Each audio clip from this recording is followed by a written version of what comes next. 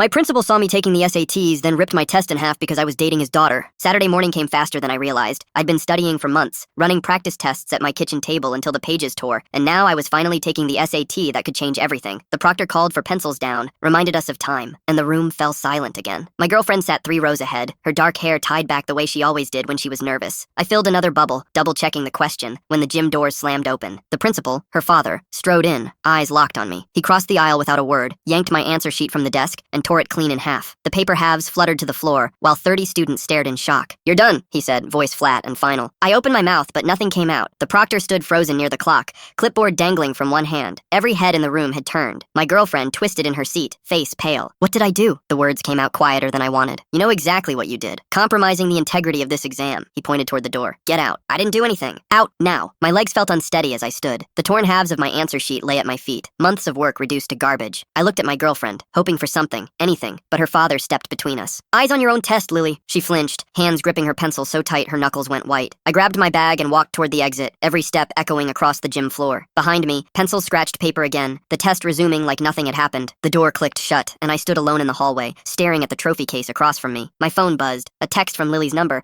"I'm so sorry." I shoved the phone back in my pocket and headed for the parking lot. The morning air felt too bright, too normal. Cars lined the street, parents waiting to pick up their kids after the test. I leaned against the brick wall near the entrance, trying to piece together what had just happened. He'd been cold to me since Lily and I started dating 6 months ago, but this was different. This was deliberate. The door opened behind me. A junior named Kevin stepped out, eyes wide. "Dude, that was insane. What was that about?" "No idea. He just walked in and destroyed your test. Everyone saw it." Kevin glanced back at the door. "He didn't even give you a reason. He said I was compromising the exam." "Doing what? You were just sitting there." Another door opened farther down the hall. 2 girls I recognized from my chemistry class came out, whispering to each other. One of them looked at me, then quickly away. Word was already spreading. By lunch, the whole school would know the principal had thrown me out of the SAT. Kevin shifted his weight. "My mom's a lawyer. You want me to ask her about this?" "I don't know, maybe." "This isn't right, man. He can't just do that." The door opened again, and this time it was Lily. Her father stood behind her in the doorway, arms crossed, watching. She walked toward me anyway, her test booklet still in one hand. "I need to finish," she said quietly, "but we're going to fix this." "How?" "I don't know yet." She glanced back at her father. "Just trust me." He called her name, sharp and impatient. She squeezed my hand once, then turned and walked back inside. The door shut, leaving me alone again with Kevin and the 2 girls still hovering near the lockers. "This is going to blow up," Kevin said. By lunch, the cafeteria hummed with noise that felt different. Conversation stopped when I walked past tables. Eyes followed me to the vending machines, then darted away when I looked back. I bought a bag of chips I didn't want and found a seat near the windows, away from the main crowd. 3 minutes later, Kevin dropped his tray across from me. "Everyone's talking about it," he said. "Like everyone." "Great." "No, I mean people are pissed. Half the senior class saw what happened." He leaned forward. "Jenna Martinez was sitting right behind you. She said your answer sheet was clean. No notes, nothing. She's telling people the principal just walked in and destroyed your test for no reason." I opened the chip bag, the crinkle too loud. "Doesn't matter what she says. He's the principal. It matters." Kevin pulled out his phone, scrolled for a second, then turned the screen toward me. A group chat I wasn't part of. Dozens of messages flying back and forth. Most of them said the same thing in different words. What happened in the gym wasn't right. "People saw," Kevin said. "They're not letting this go." The cafeteria doors opened,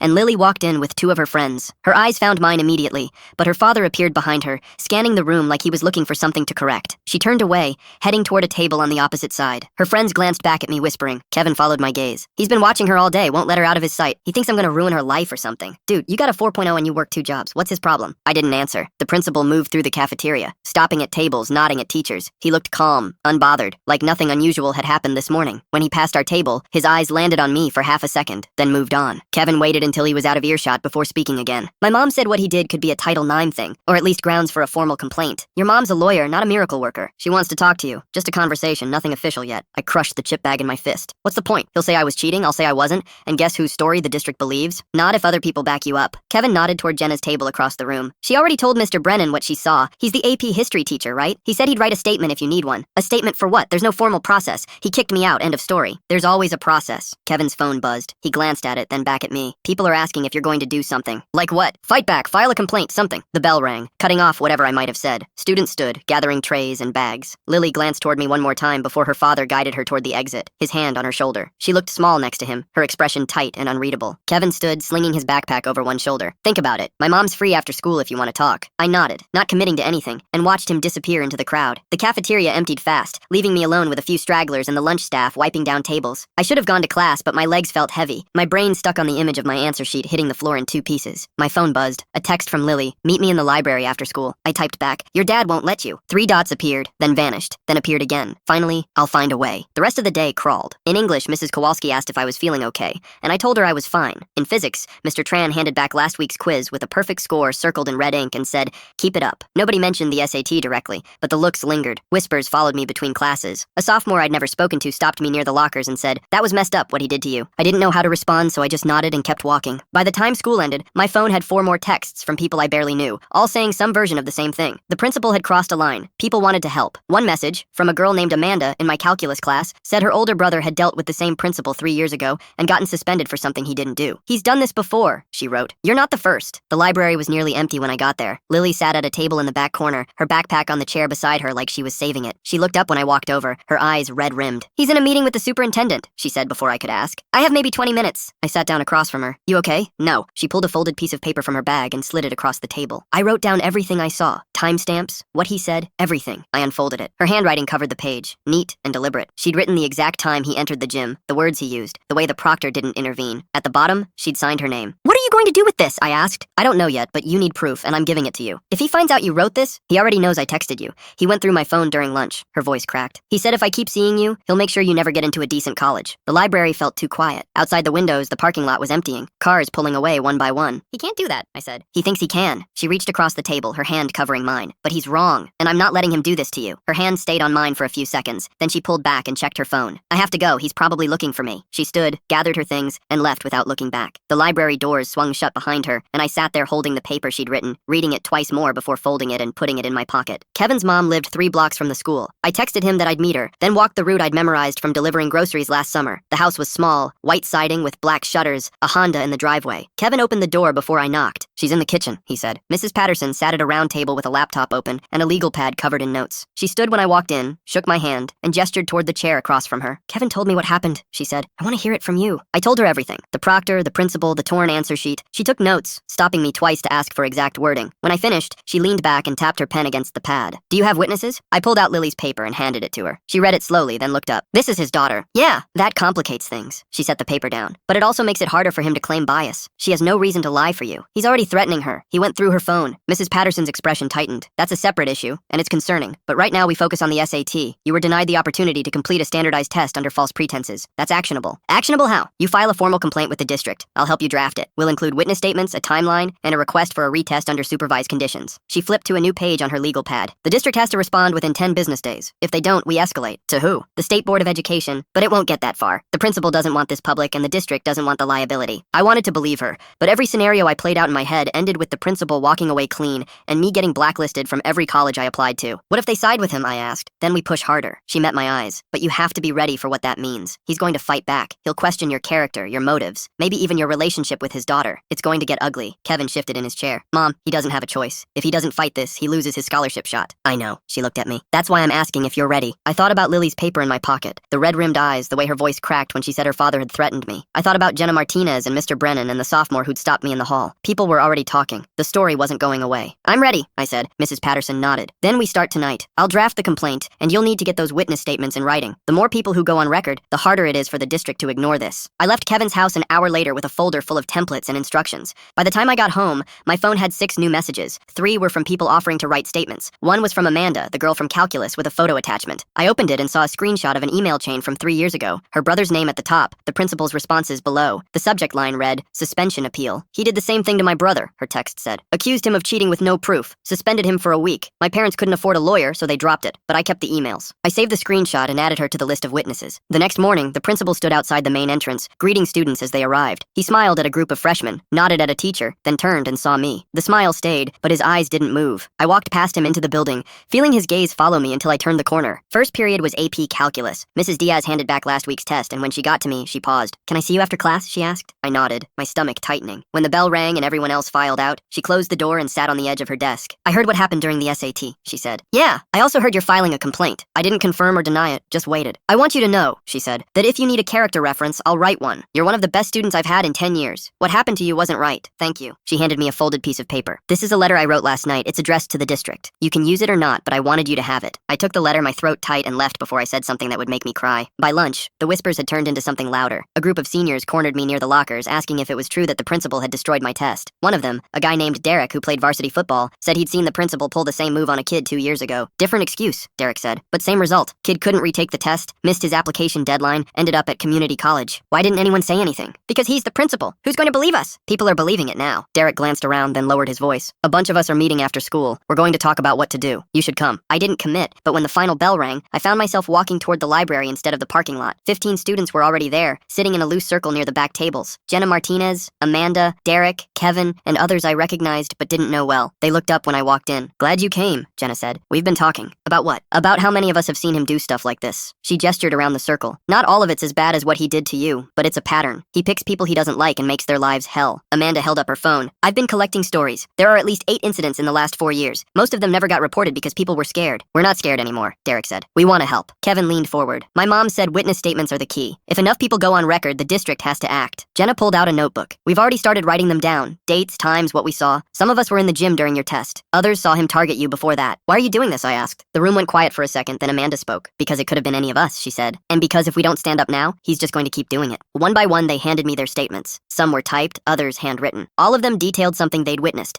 something the principal had done that crossed a line. By the time I left the library, I had 12 statements in my bag and a list of 3 more people who wanted to help. I texted Mrs. Patterson a photo of the stack. She replied in under a minute. This changes everything. Meet me tomorrow morning before school. That night, I sat at my desk and read through every statement twice. Jenna's account of the SAT matched Lily's almost word for word. Mr. Brennan's letter confirmed that I'd never been flagged for academic dishonesty. Mrs. Diaz's character reference described me as one of the most dedicated and honest students she'd taught. Amanda's brother's emails showed a pattern of baseless accusations. My phone buzzed. A text from Lily. Are you okay? I typed back. Getting there. 3 dots appeared, then disappeared. Then, I'm not allowed to see you anymore. He's watching everything I do. I know. But I'm not stopping. I meant what I said. I stared at the screen trying to figure out how to respond. Before I could, another text came through. He's coming. I have to go. The dots vanished. I set the phone down and looked at the stack of papers on my desk. 12 statements, 3 letters, 1 complaint draft. It still didn't feel like enough, but it was more than I'd had yesterday. I opened my laptop and started writing my own account. Every detail I could remember. Every word the principal had said. When I finished, it was past midnight, and my eyes burned from staring at the screen. I saved the document, backed it up twice, and finally let myself believe that maybe, just maybe, this wasn't over yet. Mrs. Patterson met me in the school parking lot at 7:30, leaning against her car with a travel mug in one hand and the folder I'd given her in the other. She waved me over before I'd even turned off my engine. I read everything, she said. This is solid. We're filing today. Today? The longer we wait, the more time he has to control the narrative. She handed me a printed document, 3 pages stapled together. This is the formal complaint. Read it, sign it, and I'll submit it to the district office by noon. I skimmed the first page. It laid out the timeline, the witnesses, the pattern of behavior. My name appeared in the opening paragraph, but so did Amanda's brother, Derek's friend from 2 years ago, and a girl named Rachel who'd been suspended for plagiarism she didn't commit. Mrs. Patterson had turned my story into something bigger, something that implicated the entire administration for letting it happen. What if they retaliate, I asked. They won't, not publicly. She took a sip from her mug. But he will. Be ready. I signed the complaint in the front seat of my car, using my knee as a desk. Mrs. Patterson took it, slid it into a manila envelope, and drove off before first period started. The hallways felt different that morning. People stared longer, whispered louder. A junior I didn't know stopped me near my locker and asked if I was really going after the principal. I told him I was filing a complaint, and he nodded like I'd just confirmed something he already believed. Good, he said. Someone should have done it years ago. Third period, the intercom crackled to life. The principal's voice filled the room, calm and measured. All students and staff, please report to the gymnasium for a mandatory assembly. Classes are suspended until further notice. Mrs. Diaz looked up from her desk, her expression tight. Around me, students exchanged glances. Kevin leaned over and whispered, "This is about you." We filed into the gym in silence. The bleachers filled quickly, row after row of students sitting shoulder to shoulder while teachers lined the walls. The principal stood at center court, hands clasped behind his back, waiting until the last person sat down before he spoke. "I want to talk to you about integrity," he began. "About what it means to be honest, to uphold the values this school was built on." His voice carried across the gym, steady and confident. He didn't look at me, didn't gesture toward the bleachers where I sat 3 rows up, but I felt every word aimed in my direction. "Recently there have been allegations," he continued. "Accusations made against staff, against this administration, and against the standards we've worked hard to maintain. I want to address those allegations directly, because I believe in transparency." A murmur rippled through the crowd. Someone behind me whispered, "Is he serious?" "Academic dishonesty is not a new problem," he said. "It's something we've dealt with for years. And when we catch it, we act. We don't tolerate cheating, we don't tolerate shortcuts,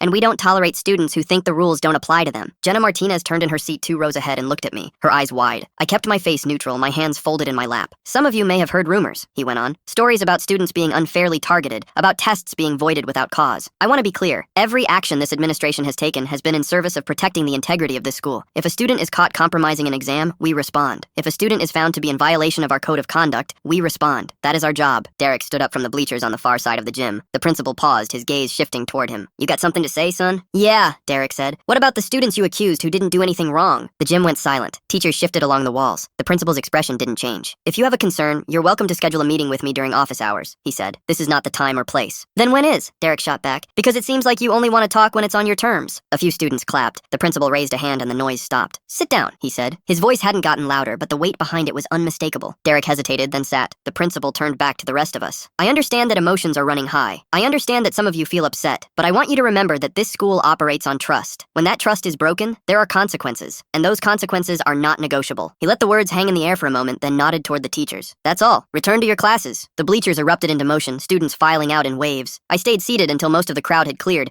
then made my way down the steps. Kevin caught up with me near the exit. That was a threat, he said. I know. He didn't even try to hide it. By lunch, the assembly was all anyone could talk about. Groups huddled in the cafeteria, voices low but urgent. A girl from my English class stopped me near the vending machines and said her older sister had been accused of cheating 3 years ago, that the principal had made her retake an entire semester of exams, even though she'd proven her innocence. She dropped out, the girl said. Couldn't handle it anymore, went to get her GED instead. I didn't know what to say, so I just nodded. She walked away, and I stood there staring at the vending machine until someone tapped my shoulder. It was Amanda. She held up her phone. Check the group chat. I pulled out my phone and opened the message thread Kevin had started 2 days ago. It had grown to 37 members, most of them people I didn't know. The latest message was from a sophomore named Eric. He just called my parents, told them I was associating with a disruptive influence, and that it could affect my academic standing. Another message appeared, this one from Rachel, the girl Mrs. Patterson had mentioned in the complaint. Same here. My mom got a call an hour ago. He's going after everyone who's helping. Amanda scrolled down. There are 8 more like that. He's calling parents, sending emails, pulling people into his office. He's trying to scare us into backing off. Is it working? She looked at me like I'd just asked the dumbest question in the world. No, it's pissing us off. Kevin appeared beside us, his face flushed. My mom just got a call. He told her I was involving myself in matters that don't concern me, and that she should reconsider letting me participate in extracurriculars. Can he do that? Amanda asked. Not legally, Kevin said,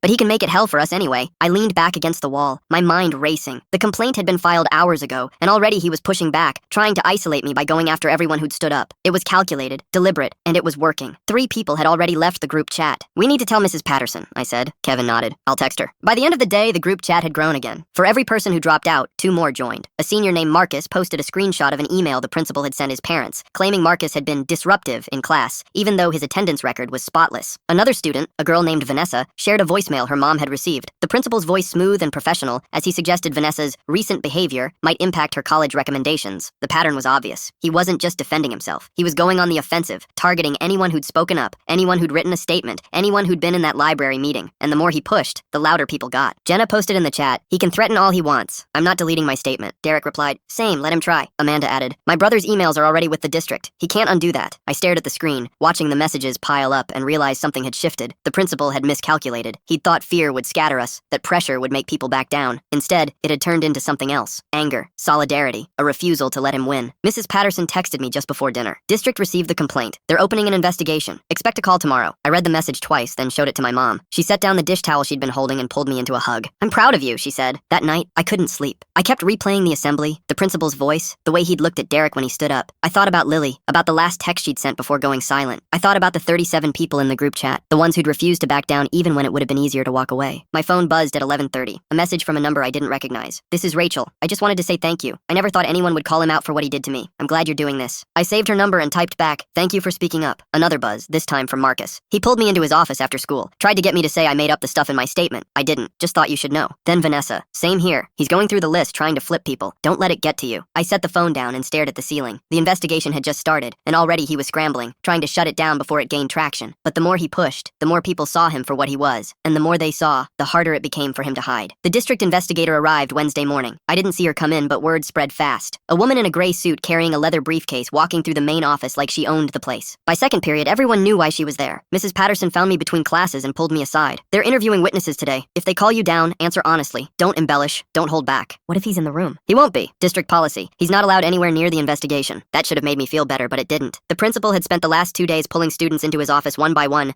trying to get them to recant their statements. Some had caved. Others had walked out and posted about it in the group chat. The pressure was relentless, and I could see it wearing people down. Kevin got called to the office during third period. He came back 20 minutes later, pale but steady. She asked about the assembly, about the calls to parents. I told her everything. Did she believe you? I think so. She took notes the whole time. He glanced toward the hallway. She's talking to Derek next. By lunch, half the people in the group chat had been interviewed. The investigator was working fast, pulling students out of class in alphabetical order. When my name came over the intercom, I grabbed my bag and headed to the main office, ignoring the stares from everyone in the cafeteria. The investigator met me in a small conference room near the counseling office. She was younger than I'd expected, maybe mid-30s, with sharp eyes and a calm voice that made it clear she'd done this before. before. Have a seat, she said, gesturing to the chair across from her. I'm Miss Caldwell. I'm here to gather information about the complaint filed against the principal. Everything you say is confidential, and you won't face any consequences for being honest. Understood? I nodded. She opened a notebook and clicked her pen. Let's start with the SAT. Walk me through what happened that day, I told her. The proctor's hesitation, the principal's entrance, the way he'd torn my answer sheet in half. She didn't interrupt, just wrote in quick, precise strokes. When I finished, she looked up. Did anyone else witness this? The whole testing room. 30 students, maybe more. And did the proctor intervene? She tried. He told her to stay out of it. Miss Caldwell made another note. What happened after he left? The proctor voided my test. Told me I'd have to retake it. She looked terrified. Of what? Him. She nodded slowly, then flipped to a new page. I've reviewed the statements submitted by other students. Several of them mention a pattern of behavior, accusations of cheating, threats to academic standing, targeting students who spoke up. Do you believe that's accurate? Yes. Why? Because I've seen it, and because people who don't even know me have come forward to say he did the same thing to them. Miss Caldwell closed the notebook and leaned back in her chair. You understand that this investigation could take weeks, possibly longer. During that time, the principal will remain in his position. If at any point you feel unsafe, or if you experience retaliation, you need to report it immediately. Do you have someone you can talk to? Mrs. Patterson? Good. She's a mandatory reporter. If anything happens, she'll escalate it. Miss Caldwell stood and extended her hand. Thank you for your time. If I have follow-up questions, I'll reach out. I shook her hand and left the room. The hallway felt too bright, too loud. I made it halfway to my locker before Amanda caught up with me. How'd it go? Fine. She asked about the SAT, about the pattern. She's taking it seriously. Good. Amanda hesitated, then lowered her voice.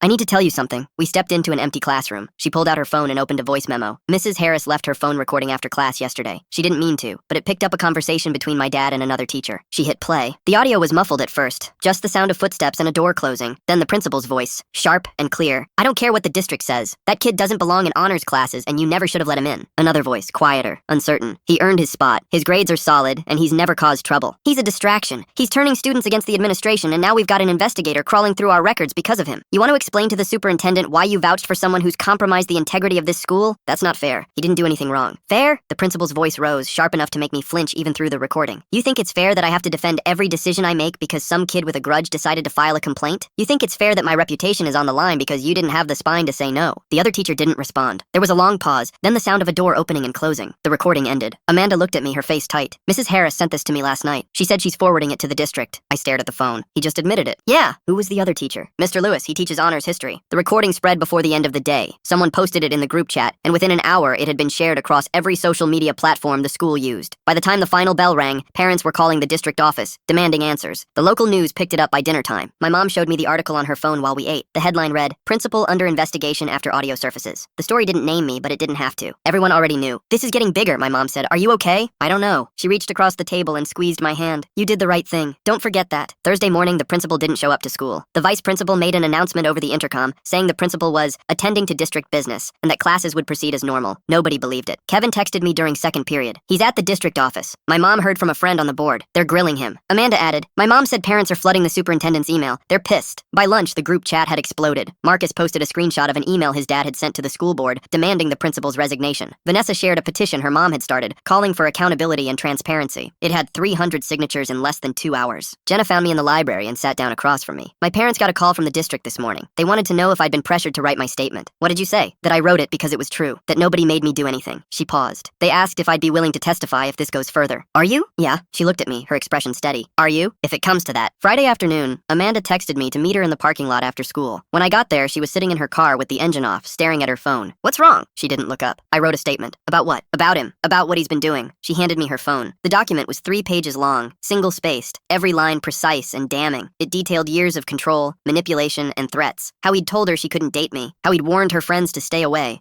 How he'd made it clear that anyone who associated with me would face consequences. He threatened to expel people? I asked. Not directly, but he made it clear that being around you was a risk, that it could affect their records, their recommendations, their futures. She took the phone back. I should have said something sooner. You're saying it now? Yeah, she started the car. I'm filing it tonight. The statement hit the district office Saturday morning. By Monday, the superintendent had scheduled an emergency meeting with the school board. Parents packed the district office, standing room only, demanding answers. The local news ran a follow-up story, this time with quotes from students and parents. My name still didn't appear, but Amanda's did. So did Derek's, Marcus's, and Jenna's. The principal didn't come back to school that week. The superintendent arrived Tuesday morning during third period. Nobody announced it. He just walked through the front doors with 2 district officials and a security escort, moving like they already knew where they were going. By the time I got the text from Kevin, half the school had their phones out. Main office, the message said. Superintendent's here. I didn't leave class. Mrs. Patterson had warned me the week before to stay visible, stay predictable, and let the process happen without me in the middle of it. But I could feel the energy shift in the building. That electric hum of something breaking wide open. Amanda texted during fourth period. They're in his office, doors closed. 20 minutes later, another text. He's packing. I stared at my phone. Kevin sent a photo to the group chat. Blurry, blurry but clear enough. The principal, standing in the hallway outside his office, holding a cardboard box. His face was red, his tie loosened. Two district officials flanked him, their expressions blank. The photo spread in seconds. By lunch, everyone had seen it. I walked into the cafeteria and the noise dropped. Not silent, but quieter, like everyone was holding their breath. Amanda was sitting at our usual table, her phone face down, her lunch untouched. I sat next to her. What happened? They walked him out, she said. My mom called me. Said the superintendent personally delivered the suspension letter. Suspension? Pending investigation, which means they're firing him. They just need the paperwork to catch up. She looked at me, her eyes red. It's over. Is it? I don't know, but he's not coming back. The cafeteria erupted when the vice principal made the announcement over the intercom. Students cheered, tables banged, someone threw a tray in the air. Teachers tried to quiet everyone down, but even they looked relieved. Mrs. Patterson stood near the doorway, arms crossed, nodding slowly like she'd been waiting for this moment for years. Kevin slid into the seat across from me. News vans are outside, 3 of them. They're interviewing parents in the parking lot. Did anyone talk to them? Marcus's dad did. So did Vanessa's mom. They're not holding back. Amanda stood abruptly. I need to go. Where? Anywhere but here. She grabbed her bag and walked out. I followed. We ended up in the library, tucked into the back corner where nobody ever went. She sat on the floor, her back against the shelves, and stared at the ceiling. I should feel better, she said. You don't? I don't know what I feel. Relief, maybe. Guilt, anger. She pulled her knees up. He's my dad. He's awful, and he deserved this, but he's still my dad. You didn't do this to him. He did it to himself. I know, but it doesn't feel that way. She wiped her face. My mom called this morning. Said he's been at home since they walked him out, just sitting in his office, staring at the wall. She doesn't know what to do. Do you want to go home? No. I want to stay here. I want to pretend this is normal for one more day. We sat there until the bell rang. When we walked back into the hallway, the energy had shifted again. Students were still buzzing, but it felt different now, less celebratory and more uncertain. The principal was gone, but nobody knew what came next. The district sent an email that afternoon. My mom showed it to me when I got home. The message was brief, formal, and carefully worded. The principal had been placed on administrative leave pending the outcome of the investigation. The vice principal would assume leadership responsibilities. All ongoing matters related to student conduct and academic integrity would be reviewed by an independent committee. At the bottom of the email was a line that made my chest tighten. Any students affected by irregularities in testing administration should contact the district office to discuss remediation options. My mom looked at me. That's you. I know. Are you going to call? I don't know. She set the phone down. You earned that scholarship. Don't let him take it from you. I called the district office the next morning before school. The woman who answered transferred me to Ms. Caldwell, who picked up on the second ring. I got the email, I said, about remediation. Good. I was hoping you'd call. She paused, and I heard papers shuffling. The district has reviewed your case. Given the circumstances, we're prepared to reinstate your SAT registration and schedule a private retake. You'll have a neutral proctor, and the test will be administered at the district office to ensure there's no interference. When? 2 weeks from Saturday. That gives you time to prepare. If you need accommodations or additional support, let me know. I don't. I just need to take the test. Then we'll see you in 2 weeks. The news broke that night. The local station ran a full segment on the investigation, complete with interviews from parents, students, and a school board member who looked deeply uncomfortable. They didn't name me, but they showed footage of the school, the parking lot, and a shot of the main office where the principal's nameplate had already been removed. My phone lit up with messages from people I hadn't spoken to in years. Cousins, old teachers, neighbors who'd heard what happened and wanted to know if I was okay. I turned it off and went to bed. The next 2 weeks were strange. School felt lighter without the principal there, like someone had opened a window and let the air back in. Teachers smiled more. Students lingered in the hallways. The vice principal, a soft-spoken woman named Dr. Brooks, walked the halls every morning, checking in with students, asking how they were doing. She didn't make speeches or promises. She just showed up. Amanda and I ate lunch together every day. She didn't talk about her dad, and I didn't ask. We talked about college applications, about summer plans, about everything except the thing that had just blown apart her family. I knew she was hurting, but I didn't know how to help, so I just stayed close. The Saturday of the retake, my mom drove me to the district office. The building was quiet, almost empty. Ms. Caldwell met me in the lobby and led me to a small conference room on the second floor. The proctor was an older man with gray hair and kind eyes. He handed me the test booklet, explained the rules, and left me alone. I finished with 20 minutes to spare. When I walked out, my mom was waiting in the hallway, holding 2 coffees. She handed me one without asking if I wanted it. How'd it go? Good, I think. You think? I won't know until the scores come back. She smiled. You'll be fine. The scores arrived 4 weeks later. I opened the email in my bedroom, alone, my hands shaking so hard I almost dropped my phone. The number stared back at me, bold and clear. I'd qualified for the scholarship. Full ride. 4 years. I didn't cry. I just sat there, staring at the screen, letting it sink in. My mom knocked on the door. Can I come in? I handed her the phone. She read the email twice, then pulled me into a hug so tight I could barely breathe. I'm so proud of you, she whispered. The principal never came back. The investigation concluded 6 weeks after his suspension, and the district released a statement confirming his resignation. No details, no explanations, just a single line. The individual in question is no longer employed by the district. Amanda's mom filed for divorce a month later. Amanda moved in with her aunt across town and transferred to a different school for her senior year. We stayed together, texting every night, seeing each other on weekends. It wasn't the same, but it was enough. The last time I saw the principal was at a gas station 3 months after everything fell apart. He was standing by the pump, older and smaller than I remembered. His shoulders slumped. He saw me, and for a second, I thought he might say something, but he just looked away and got back in his car. I didn't feel angry. I didn't feel vindicated. I just felt tired. Amanda texted me that night. My mom told me he's moving out of state, taking a job at some private company. Good, I typed back. Are you okay? Yeah, I think so. The scholarship letter sat on my desk, pinned to the bulletin board above my laptop. Every time I looked at it, I remembered the moment the principal tore my answer sheet in half, the sound of paper ripping, the way everyone in that room had frozen. frozen. And then I remembered the moment Amanda handed me the acceptance letter, her smile, her voice saying she was proud of me. He tried to take everything. He failed. The envelope came on a Thursday. I was in the kitchen making a sandwich when Amanda texted that she was outside. I opened the door, and she was standing there holding it, the university logo visible through the thin paper. Figured you'd want to open this with someone who gets it, she said. I took it from her, turned it over twice, and tore it open. The first line was all I needed. Congratulations. Full acceptance. Scholarship confirmed. Amanda grabbed my arm. I knew it. I knew you'd get in. My mom came downstairs, saw the letter in my hand, and pressed her palm to her chest. She didn't say anything. She just nodded, her eyes wet. He didn't win, Amanda said quietly. He tried, and he didn't win. I folded the letter and slid it back into the envelope. He never could have. Amanda stayed for dinner. We didn't talk about her dad, didn't talk about the investigation or the scandal, or the way the local news had picked the story apart for weeks. We just ate and laughed and made plans for summer like normal people. When she left, I walked her to her car. She hugged me for a long time, her face pressed into my shoulder. You're going to do amazing things, she said. So are you. She pulled back and smiled, that same bright smile from the day we met before any of this started. I know. I watched her drive away, then went back inside. The letter sat on the kitchen table next to my mom's coffee mug and the pile of mail she hadn't sorted yet. I picked it up and carried it to my room, pinning it to the wall above my desk. He'd tried to break me. He'd failed, and now I was free. Thanks for watching. Don't forget to subscribe, like, and drop your favorite part in the comments. See you in the next one.